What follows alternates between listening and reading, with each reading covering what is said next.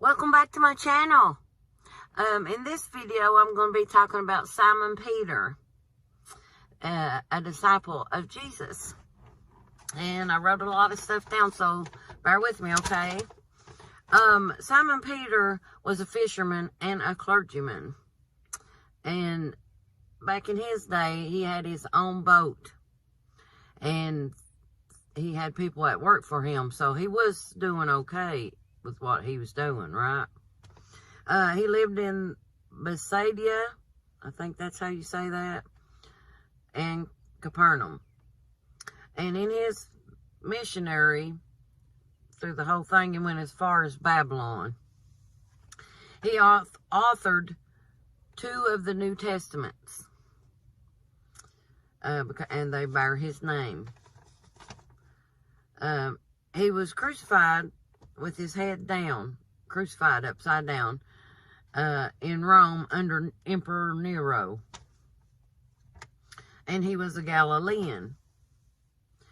And he was the type that he would argue with you about, like, details and stuff. He would argue, and he had a real quick temper, fly off handle, just like that, you know. But he was very loyal, a very loyal person. And he was the leader and the spokesman for all 12 disciples. The reason he was crucified upside down was he was saying that he was not worthy enough to be crucified the same as Christ. So he was crucified upside down at his own request. He's also counted as the first bishop of Rome. And he also denied Christ 3 times. And Peter was the first one to see the risen Christ other than Mary.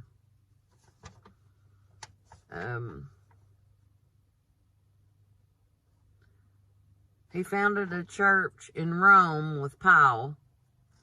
And Emperor Constantine I's wife honored Peter with a basilica. And I'm going to include a video for that so you can kind of see it and see inside of it. It's the biggest church ever built in the world. That's the truth. I would love to go in there. It's absolutely gorgeous. Got all kinds of artwork in there from real famous artists. Anyway. The altar at Vatican Hill sits on top of where supposedly his body was buried. And, which made that true what Christ said, upon my church I will make, you know, you be the rock, basically is what he was saying. He said, and it was in Matthew 16:18. And it's wild that it's in Matthew because we just talked about Matthew in my last video.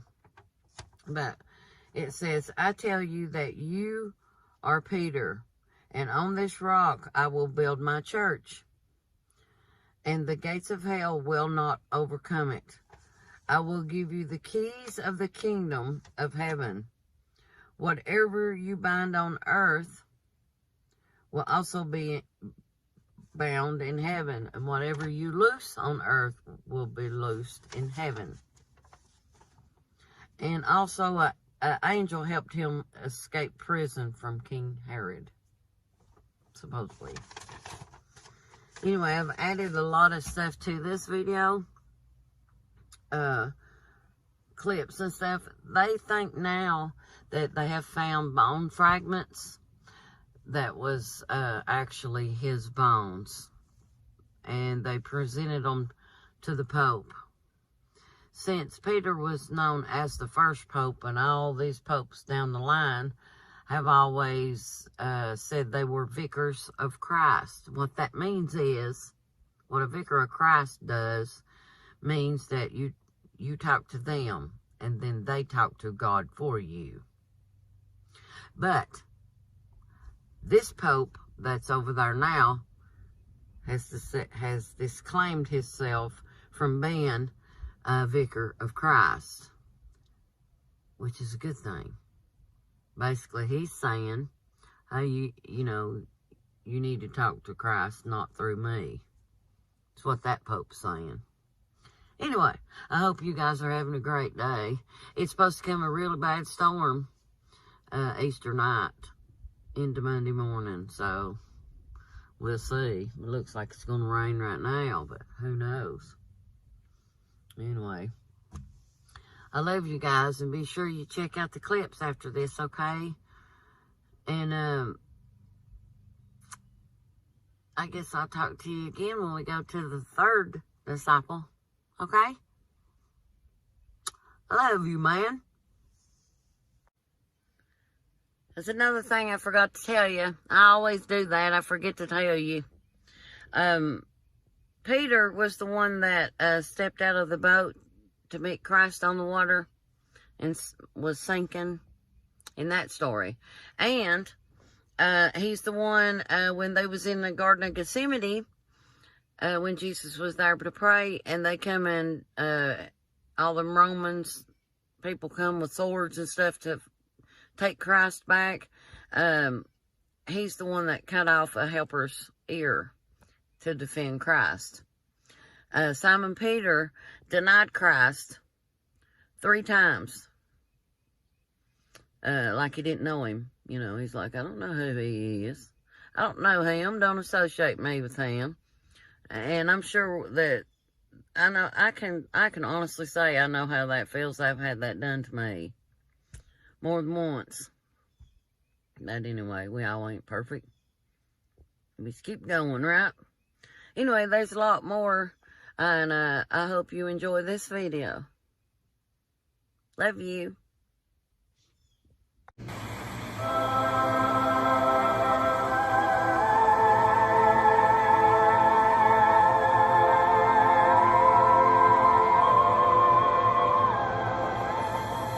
Welcome to St. Peter's Basilica. Some hold it as the most beautiful edifice in the world. Since its construction, it has been the heart of Catholicism in the world and focal point of papal liturgies throughout the year.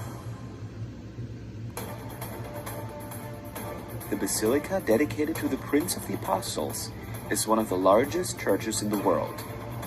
It has the largest interior space of any church ever built. But the first thing that visitors see is the welcoming square that embraces the masses.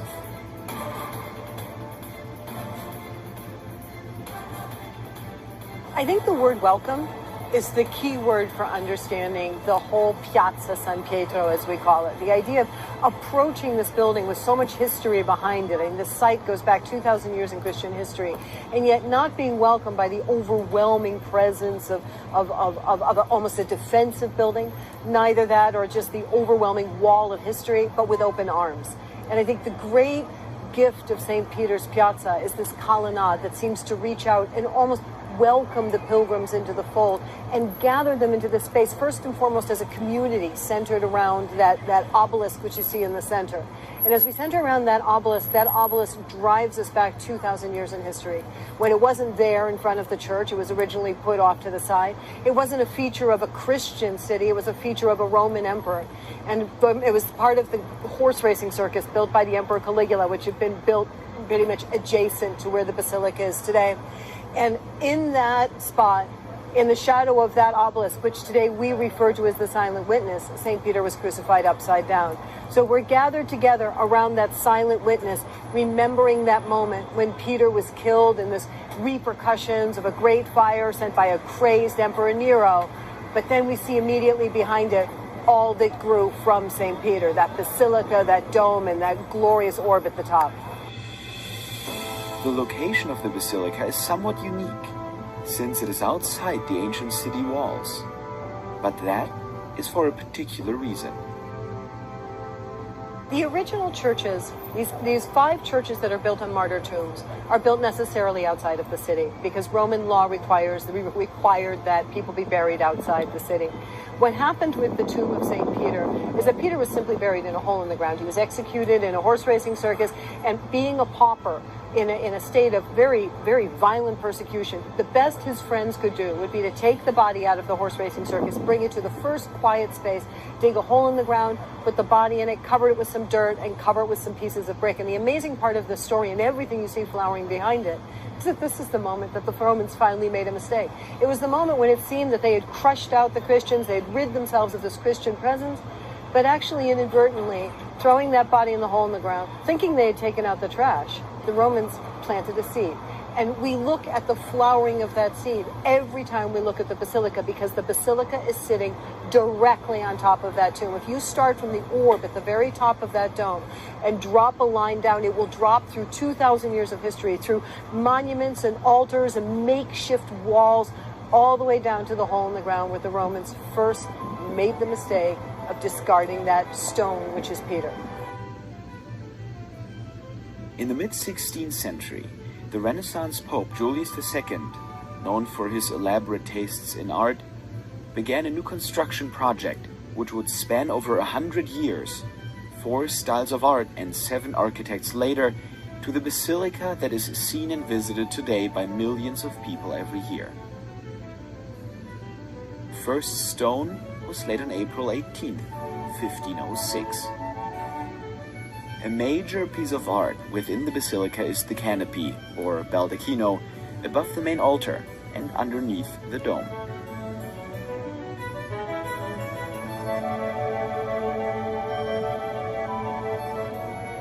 Understanding the purpose. The story of Peter first meeting Jesus varies a little from one gospel to the other, but basically, Peter is fishing with his brother Andrew.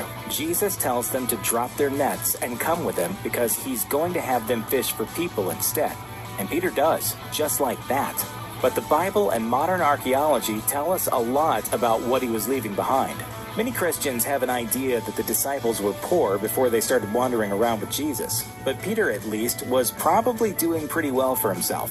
From the various Gospels, we learn he had at least 3 employees, his own boat, and a house big enough to accommodate some extended family. We also know that he was from the city of Bethsaida, and archaeologists believe they found it. Ancient Bethsaida appears to have been a thriving urban settlement with elements of posh Roman culture, extremely significant in a place that was then generally a backwater of the empire. So, Peter, he wasn't just following Jesus in the hopes of finding something better, he already had it pretty good. When it comes to the disciples, Peter is unquestionably the most important, as all 4 gospel writers give him the most coverage by far. Across all of the New Testament, Peter is mentioned by name over 200 times, while the next most talked about disciple is John, who gets a mere 29 name drops. More than that, the Gospels agree that he served as sort of a spokesman for the group, and he enjoyed as much of a position of authority as any of the disciples had. He's even chosen to be the first male follower who witnessed the resurrection, although Mary Magdalene got the real honor. And Jesus even selects him to be the one to build the church after he goes to heaven. That's extra strange since the Gospels paint Peter as an argumentative screw-up. Peter is always asking Jesus questions and arguing with him, and he doesn't always have unwavering faith in his Messiah. Still, Jesus gives him the benefit of the doubt, and that says a lot about forgiveness and faith. After the Last Supper, the group goes to the Garden of Gethsemane to pray, and they're met by Judas Iscariot and some armed guards. But one of the disciples, identified as Peter in John 18:10, wasn't going down without a fight, and whipped out a sword to cut off the ear of some random unarmed servant. Unlike many gospel stories, it's included in all 4 books, with just a few different details. Even the basics make no sense. Jesus was very specific that his disciples shouldn't carry anything of value with them, not even an extra tunic or sandals. But suddenly one of them has a sword? Not to mention that Peter was a fisherman by trade, not the kind of person you'd expect to know how to use a sword at all. And swinging it at someone's head and causing some serious bodily harm was definitely illegal, yet Peter doesn't get arrested or killed on the spot. Add in the fact that when the books were written, early Christians were trying to promote themselves as non-violent revolutionaries. So, if the scene didn't happen, why make the story up? And if it did happen, why did every gospel writer include it if Peter made them look bad? Here's a strange little tale. Acts introduces readers to a guy named Simon Magus, who sees the disciples performing great feats and miracles and offers to pay them to give him the same powers. Peter shuts him down, tells him to repent, and that's all we hear about Simon Magus in the New Testament. But the apocryphal books that didn't get included in the Bible have a lot more to say about this magician. Simon supposedly arrived in Rome by flying in on a cloud of smoke, performed miracles throughout the city, and started calling himself the great power of God. Simon and Peter decide the only way to settle their differences is with a good old-fashioned miracle contest in public. Peter goes all out, raising people from the dead and exposing Simon as a fraud. To save face, Simon declares he's going to jump off the Roman Forum in front of the Emperor Nero, no less, to prove that he can fly. But Peter prays for Simon to crash, and he does, causing an injury that later kills him. But Simon got his time when a sect that believed he was God arose in the 2nd century. The Bible doesn't actually tell us what happened to Peter after he went off to preach. The only thing to go on is a very metaphorical statement Jesus makes in John that says, quote, "When you grow older, you will stretch out your hands and someone else will tie you and carry you where you don't want to go." This is supposed to show that Peter, too, will be crucified, even if it's extremely vague and symbolic. But non-biblical early church sources are unanimous in their reports that Peter was crucified, most likely in Rome. While the exact year is harder to pin down, it's generally accepted that Peter was caught up in Nero's crackdown on the budding Christian religion.